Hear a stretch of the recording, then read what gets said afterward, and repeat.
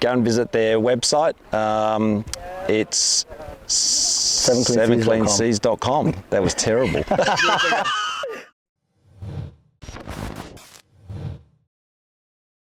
So here's a question for you. Yeah. You're at the front line seeing all of this waste in the ocean, and you know, there's lots of different sources of that. Mm-hmm. But if you had one or two fixes, if you could wave a magic wand over some of this, which were the things that would you try and focus on?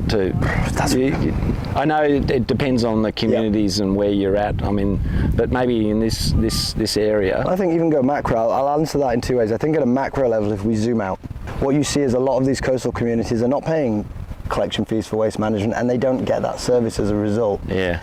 And the government doesn't really want to do it because there's no value in the material that they would collect. That's the problem, isn't it? Yeah, so you end up in this like catch-22, but I would love to see them just saying, we require all residents of Indonesia, for example, to pay a very small amount of money. So there's these regulations called extended producer responsibility. Yeah. That I think the global north has had for a long time, and a lot of countries are revamping them. The concept's kind of new to Asia, but now in Indonesia there's a cooperative of companies, of big FMCG companies, who've come together and created the Indonesian Packaging Recovery Organization, IPRO. And there's Mira in Malaysia, and there's Vpro, I think, in Vietnam as well. And they're getting ahead of the regulations because the governments are going to bring these in. Yeah, no doubt, right? Yeah, and the idea is if I put flexible packaging into an economy and I'm only collecting back, 10%, I'm going to get taxed on the 90%. Yeah. So they're going to make it financially beneficial to collect. And the thing that gets me really excited, because I think this is the missing money. Yeah. The reason we don't have waste management is a money problem. Yeah. It's ultimately just we don't have enough money to fund waste management. It's billions of dollars gap a year. This is going to fill that gap. And the thing that gets me super excited is, although that is applicable to like FMCG companies and plastic credits, we work with companies that would never be eligible under an EPR scheme. Right. We work with insurance companies, we work with FIFA World Cup, with The Economist magazine, a lot of interesting companies.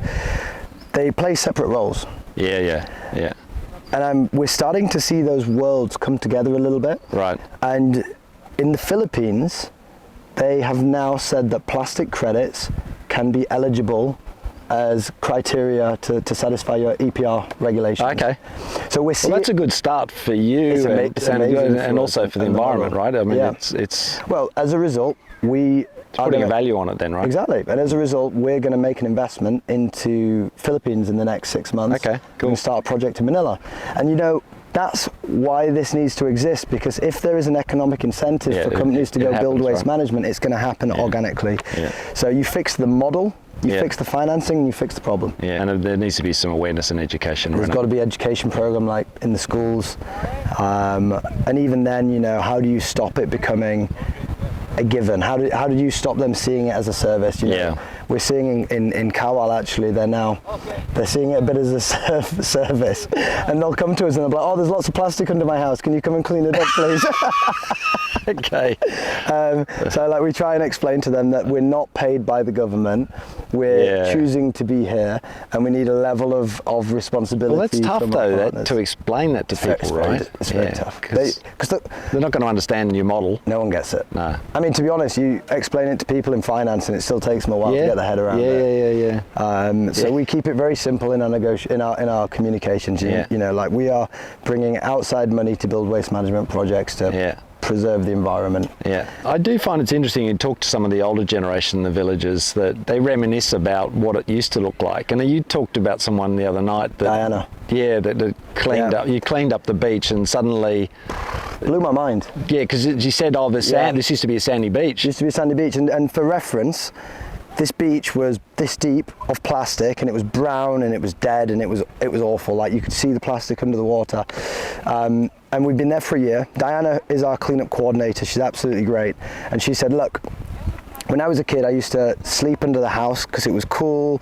We'd play in the water. It was crystal clear and blue. The sand was like this. Honestly, like sand. And I'm looking at that place and I'm just like, I just can't. Is this like the past was always better? Is it a little bit of like hopeful reminiscence? And we cleaned it up. And what we always get to is this like brown beach. It's got no plastic or pollution on it, but it's been damaged. You know, that ecosystem's not healthy. And what she did, without being asked, is then she's pulled, like she's used a scraper and just scraped to the top of the beach, that top layer of like debris, like organic debris. Yeah. So we don't remove debris, because it's actually better to leave it in the environment. Yeah. And then a few tides has fundamentally changed the entire environment. The ocean has cleaned the beach, and it's white sand and blue seas. Yeah. That has given me a real spring in my step. Yeah, it's nice to see it, right? Yeah. It's not just about cleaning and prevention. It's actually what we're doing is regeneration. Yeah. And it's a bit of a surprise to us that that's true, but.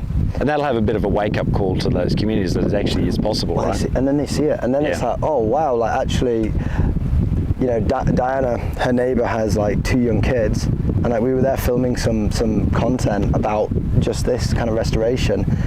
The kids jumping off the house into the water, playing behind us, and it's just like, and we had a chat with her afterwards with the translator, and she was like, yeah, before this we used to have to, you know, walk for like half an hour to an hour to get to a piece of beach where we could swim, and now the kids can just swim here. So it's like that social element just keeps creeping in, and it's amazing. But I'm just happy that what we're doing actually works. If your company's interested in the work that Tom's doing, then head over to their website. It's 7cleanseas.com. Correct. And if you're interested in having an amazing private island experience on the doorstep of Singapore, and one that also helps regenerate local ecosystems and communities, then head over to Nikoi.com. I think you should take over our marketing for us. I've got a lot of experience.